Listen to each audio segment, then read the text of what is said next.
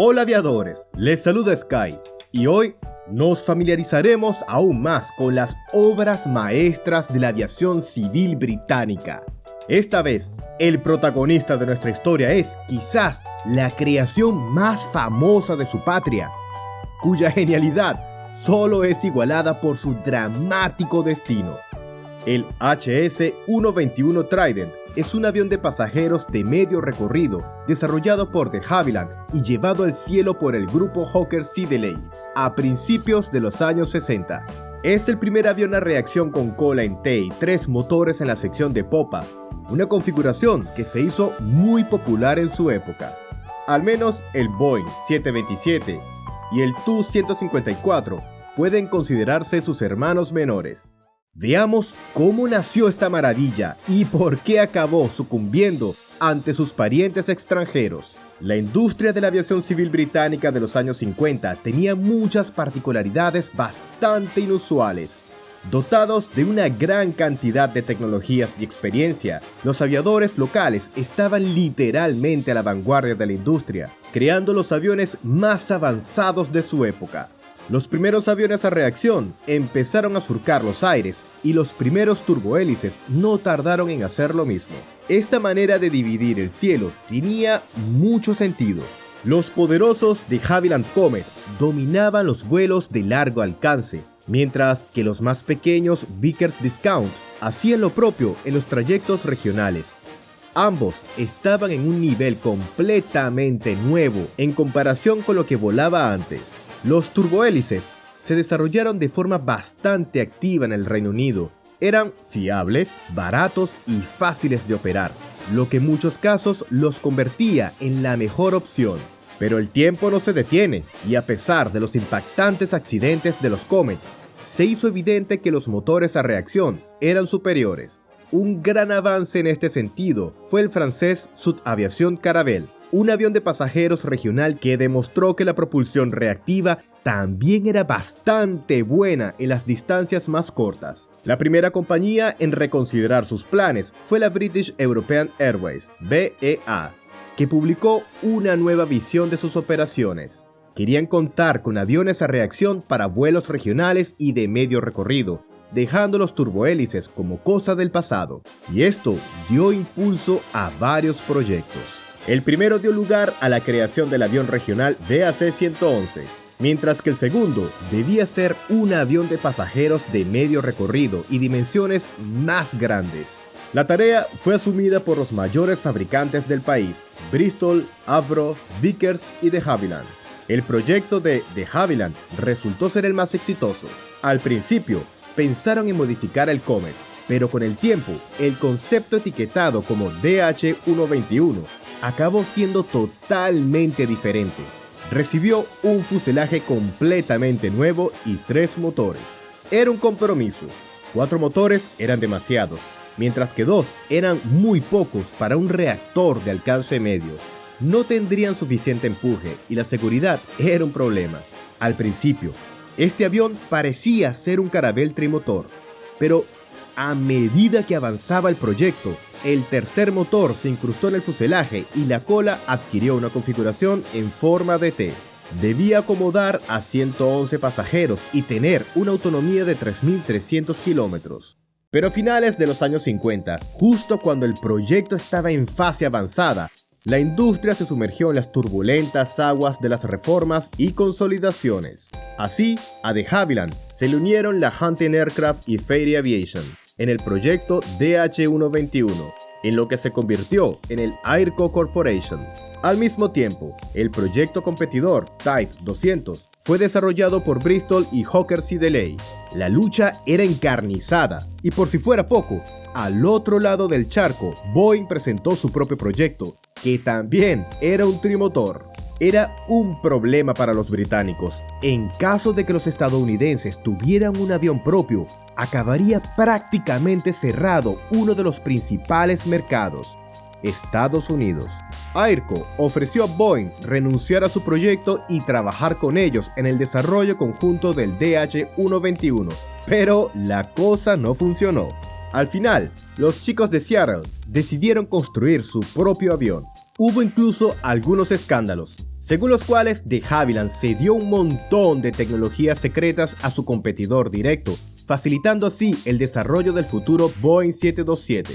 Una vez resueltas todas estas cuestiones y aclarado quién iba a construir el avión, AERCO presentó oficialmente en 1958 el proyecto DH-121 y BEA hizo un pedido de 24 unidades con opción a otras 12. Pero las aventuras no se acabaron ahí. La configuración ya terminada tuvo que modificarse de nuevo en 1959. El causante de estos cambios fue el cliente inicial, la BEA.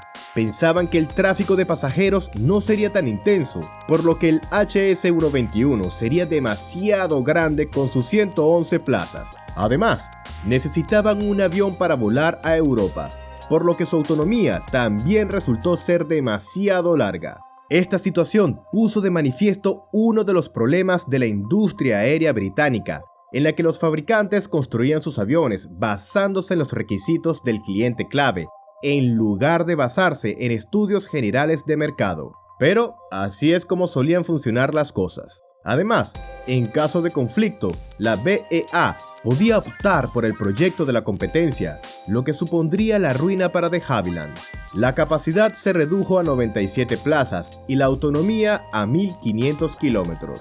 Esto hizo que hiciera falta un rediseño masivo y la sustitución de los equipos de a bordo, incluidos los motores, lo que no ayudó ni un ápice a los plazos de realización del proyecto, especialmente con el Boeing 727 pisándole los talones a los británicos. La nueva versión se presentó en 1960 en el Salón Aeronáutico de Farnborough.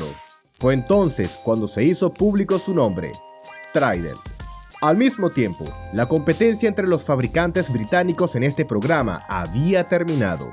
AERCO dejó de existir y de Havilland pasó a formar parte del grupo Hawker Siddeley, mientras que Hunting se unió al BAC, donde desarrollaron el proyecto BAC 111.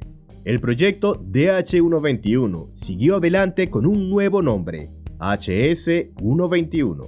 Y así pues, el HS-121 Trident fue el primer trimotor de medio recorrido con motores situados en la sección trasera del fuselaje. El avión estaba equipado con un ala en flecha de diseño limpio y una cola en T. La envergadura de las diferentes versiones de este avión oscilaba entre los 27,4 metros y los 30 metros. Los dispositivos hipersustentadores eran bastante clásicos para su época. Grandes flaps, alerones, spoilers y slats en cada consola alar.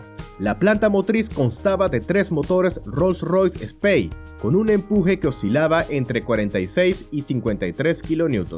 Estos motores estaban instalados en la sección de popa del avión, 2 en góndolas separadas a los lados y el tercero en el interior del fuselaje con una toma de aire en forma de S que salía por encima, justo delante del estabilizador vertical. Hablando de configuraciones exóticas, las versiones posteriores y más grandes de los Trident tenían 4 motores. ¡Imagínatelo! Hablaré de ello más tarde, cuando lleguemos a la parte de la evolución de los Trident. Los responsables del diseño del fuselaje se enfrentaban a un gran reto. El avión tenía que ser muy rápido y al mismo tiempo ofrecer un rendimiento aceptable en el despegue y aterrizaje. De ahí que tuviera un barrido bastante pronunciado, mientras que su superficie y los dispositivos hipersustentadores debían compensarlo. Un enfoque similar se adoptó durante la creación de sus hermanos. La misión se cumplió. El Trident voló a alturas que alcanzaban los 11 kilómetros a una velocidad de crucero de 937 kilómetros por hora, que es de hecho bastante alta para los estándares modernos. Su rendimiento en el despegue y el aterrizaje no batían récords, pero era bastante decente para los años 60. El tren de aterrizaje de este avión tenía un diseño bastante exótico. La configuración general era habitual, triciclo. Las patas principales eran bastante musculosas, con 4 ruedas en fila en cada una de ellas, lo que le permitía operar en pistas de baja calidad. Al extenderse o retraerse, este tren de aterrizaje giraba para encajar en la raíz del ala. Algo parecido puede verse hoy en los transportes militares, pero las peculiaridades no acaban aquí. Mirando el avión desde la perspectiva frontal, sí, La pata delantera está desplazada del centro, un verdadero infierno para los perfeccionistas. El caso es que el avión estaba equipado con una aviónica muy avanzada que requería mucho espacio y se colocó debajo de la cabina de pilotos. Así que, para hacerle sitio al tren de aterrizaje delantero, se desplazó 60 centímetros a la izquierda y no se retraía hacia adelante, sino lateralmente. Hablando de la aviónica, aquí los clientes dieron a los ingenieros un desafío aún más serio. En Inglaterra hay mucha niebla. Como consecuencia, debido a la escasa visibilidad, los vuelos tenían que retrasarse a menudo o los aviones tenían que ser redirigidos a otros aeropuertos, lo que suponía un verdadero problema para las compañías aéreas. Por eso, desde el principio del desarrollo del Trident, se decidió resolver este problema de una vez por todas. Los creadores de este avión se enorgullecían de la aviónica de vanguardia y los sistemas automáticos del que disponía. La cabina de pilotos estaba diseñada para una tripulación de 3 personas, 2 pilotos y un ingeniero de vuelo. Todos los sistemas eran redundantes. A veces, al Trident se le llamaba incluso el triplex: 3 motores, 3 sistemas hidráulicos, 3 tripulantes. La lucha contra la niebla condujo a un verdadero avance: la introducción de un aterrizaje completamente automático en condiciones de escasa visibilidad. Ya las primeras máquinas de serie eran capaces de realizar aterrizajes instrumentales de categoría 2 y unos años más tarde se le autorizó aterrizar en la más estricta categoría 3C, con visibilidad nula sin limitaciones en las principales etapas, empezando por la aproximación y terminando con el rodaje al aterrizar. A modo de recordatorio, esto era a principios de los años 60. Otro elemento interesante de la cabina era el sistema de navegación. La información llegaba de los medidores de a bordo y del radar al procesador, que determinaba la posición del avión. La interfaz consistía en un panel con un mapa que se movía a su alrededor y un lápiz especial dibujaba la trayectoria de vuelo. Una especie de protosistema de navegación, una auténtica demostración de imaginación, habilidad e ingenio en acción. Ya les mostré un sistema parecido que utilizaron los aviadores soviéticos cuando crearon el sistema de navegación del supersónico Tu-144. La anchura de la cabina de pasajeros era de 3,44, lo cual era algo menos que el Boeing 727 o el Tu-154. Su disposición suponía de 5 a 6 asientos en fila en las versiones densas y 4 en la clase Business. Se decidió no complicar demasiado las salidas, así que no se instaló ninguna escalera en la popa. Los pasajeros embarcaban y desembarcaban del avión por 2 puertas, una en la parte delantera y otra en el centro, justo delante del ala. El prototipo del Trident 1 realizó su vuelo inaugural el 9 de enero de 1962 e inició un programa de pruebas que duró hasta 1964. Finalmente, en 1965, se introdujo en la flota del cliente inicial, la BEA. Después, la empresa fusionada decidió ampliar su cartera de clientes e inició la búsqueda de nuevos compradores. Fue entonces cuando se manifestaron las consecuencias de disminuir la capacidad de pasajeros. Resultó ser que, a diferencia de BEA, muchos otros clientes, sobre todo estadounidenses, necesitaban un avión más grande y con mayor autonomía, como el que de Havilland estaba diseñando inicialmente. Este error de marketing le costó a la empresa una gran parte del mercado. Las aerolíneas preferían al Boeing 727. Sin embargo, se introdujeron algunas medidas para mejorar el rendimiento, entre las cuales estaban unos depósitos de combustible adicionales y un mayor peso de la variante Trident 1C, que acabó siendo el modelo básico. El avión pesaba 52 toneladas y tenía una autonomía de 3.200 kilómetros. Hubo un desarrollo activo de diferentes versiones. Casi de inmediato nació el Trident 1E, con un mayor peso al despegue, un ala mejorada, motores forzados y capacidad para 108 pasajeros. El avión no estaba mal, pero no ganó popularidad. Solo se construyeron 15 unidades. Hawker Siddeley inició el desarrollo del modelo 1F, con una mayor densidad de asientos que podía acomodar a entre 115 y 149 pasajeros. De hecho, el proyecto era de tal envergadura que el avión recibió incluso un nuevo nombre, Trident 2E Extended Range. Los nuevos motores Spey 512 proporcionaban un empuje máximo. El ala recibió unos slats en toda regla y una envergadura mayor gracias a las nuevas puntas alares. El peso al despegue alcanzó las 64,6 toneladas y el alcance aumentó a 4.300 kilómetros. Esta versión se convirtió en la más popular. Hawker Siddeley entregó 50 unidades del Trident 2E, que acabaron en las flotas de compañías aéreas no solo británicas, sino también europeas y chinas. De hecho, este avión fue muy apreciado en China, y uno de ellos fue utilizado por el mismísimo Mao Zedong. Los aterrizajes automáticos se probaron con éxito y desde mediados de los años 60 se utilizaron activamente en la patria de este avión. Para BEA supuso un cambio radical. Por aquel entonces, muchas aerolíneas tenían graves problemas debido al mal tiempo, mientras que sus Trident volaban sin apenas limitaciones. Luego vendría una modificación aún mayor, que conduciría a un crecimiento sustancial de la capacidad de pasajeros. El Boeing 727 ya estaba ahí, y era un competidor agresivo, no solo en Estados Unidos, sino ya en el resto del mundo. El proyecto se inició en 1965.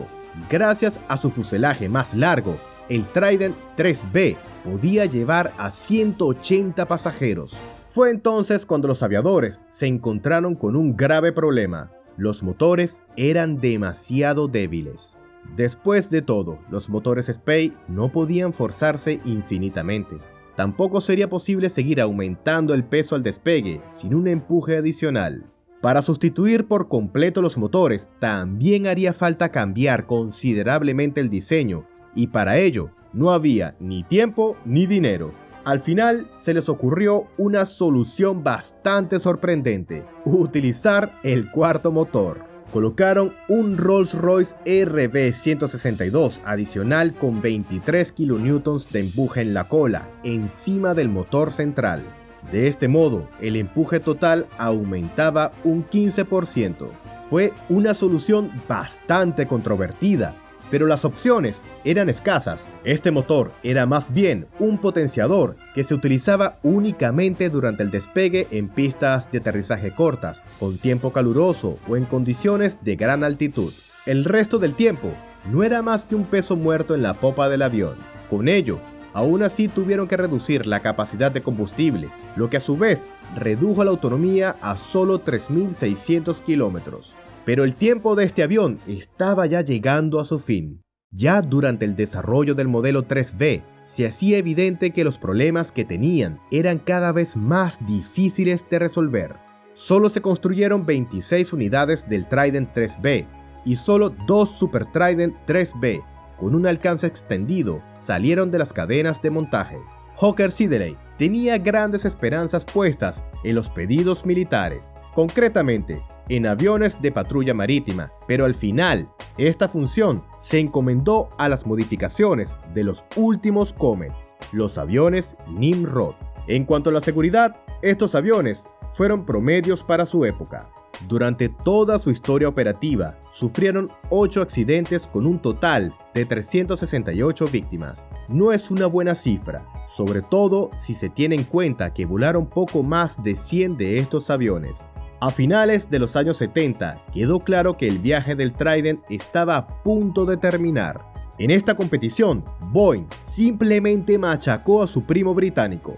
Cuando cesó la producción de este avión en 1978, solo había 117 Trident en todo el mundo, mientras que el Boeing 727 se fabricó hasta 1984 y se construyeron 1.832 unidades de este modelo. El principio del fin de los Trident llegó en los años 80, cuando las nuevas normativas sobre ruido y emisiones empezaron a cortarle las alas. Con todas sus complicaciones, su reducida capacidad y sus viejos motores, estos aviones ya estaban en el lado perdedor y ahora fueron arrojados bajo el autobús. Ya entonces, en los años 80, su mayor operador, British Airways, que heredó la flota de la BEA, empezó a retirar progresivamente estos aviones. En el resto del mundo, su operación comercial llegó a su fin para mediados de los años 90. Una historia realmente triste. Retrasos en el desarrollo, marketing errado y problemas de modificación obstaculizaron la evolución de lo que inicialmente era un proyecto muy prometedor. La creación de Boeing se había hecho con la mayor parte del mercado internacional, mientras que el bloque socialista estaba gobernado por el Tu-154. Los británicos se quedaron sin un lugar bajo el sol. Pero por supuesto, el Trident nunca caerá en el olvido. En cualquier caso, la cantidad de tecnologías y soluciones de diseño que presentaba era realmente impresionante, sobre todo si se tiene en cuenta la época en la que se crearon. Este avión de pasajeros fracasó, pero allanó el camino para otros.